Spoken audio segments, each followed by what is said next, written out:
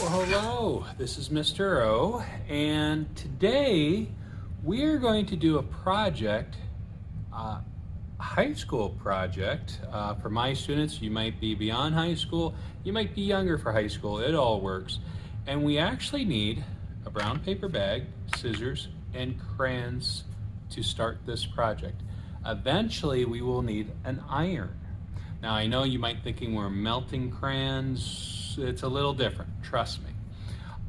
So I'm just gonna get this set up, and what we're ultimately going to do to get to a point is, I hope you can kind of see that being on brown paper is I cut a bag, and a brown paper bag, a grocery bag, and then I drew on the inside, and I chose to draw a phoenix. I hope that's coming through.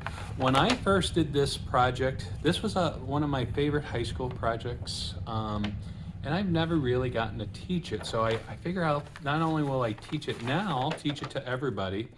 I don't know what the name of this project is. I haven't even bothered to look, but I've always called it like a tapestry, because when it's all said and done, the brown paper is going to feel so soft. The crayon pigment will look cracked and weathered, and I think you guys will like the look of it. Now, as an art teacher, I would, allow students to choose any mythological creature or fantasy creature that they would want to do.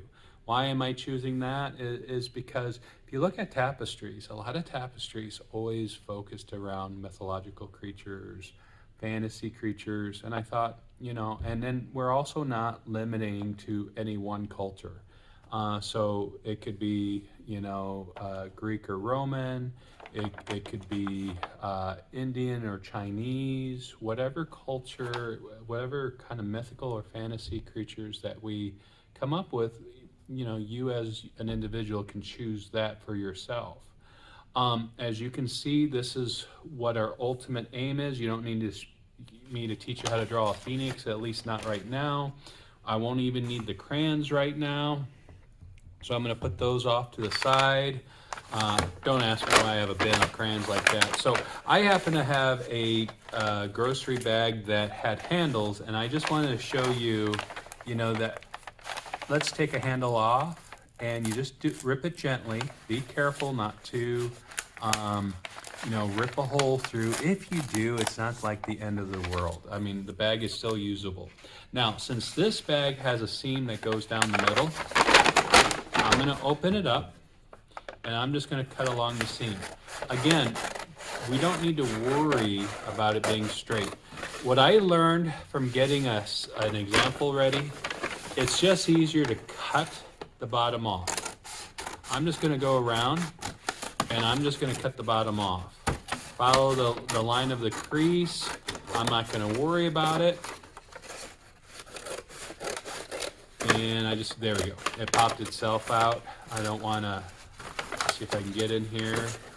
Might be having some trouble, not a big deal. What I can do is go back around, and I'm hoping I'm keeping all this on camera. I'm not shouting at you guys. And hopefully this will be a project that you guys think is neat and you're gonna want to do over and over. And make good use of your grocery bags. As you can see, it's very long. For me, I just have it cut down the middle, and I can make 2 pages out of this one. Forgive me. It's just, and I can see a light seam line because it's been pressed there so long from the other side. And so now I have 2 sides. The only thing I probably want to take a look before I would call it finished, any edges that might have a rollover from the way I cut of the original bag. Here, this is perfect. I'm glad I had one. So you see I have a little bit of a rollover. I'm just going to go, and I'm just going to trim that a little bit. I don't need to be perfect, and if it's no longer perfectly straight, that's okay. These do not need to be perfectly straight. And I got rid of that edge. That will probably cause us some problems. And you'll see that the seam has been glued over.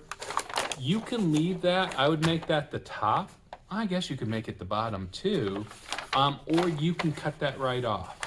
For right now, I'm not using these. I'm gonna set these up as examples. If somebody makes a mistake on theirs, they can use one of mine that I cut. And then naturally I would sketch, practice drawing phoenixes, and I will then draw my phoenix. Now you guys could be doing a minotaur, a hydra, anything from anywhere that you can think of, and draw it on your paper. In the next video, I'm going to show you how to color with the crayon, and that's actually going to be a short video because I'm not going to put something like that in time lapse.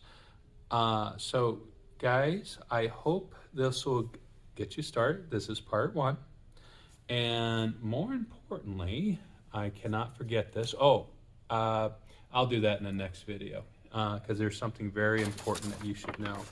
I'm going to use this, and I want to just make sure you guys know you are loved. All right, we will see you in the next video, and have a beautiful day. If you like this, please like and subscribe.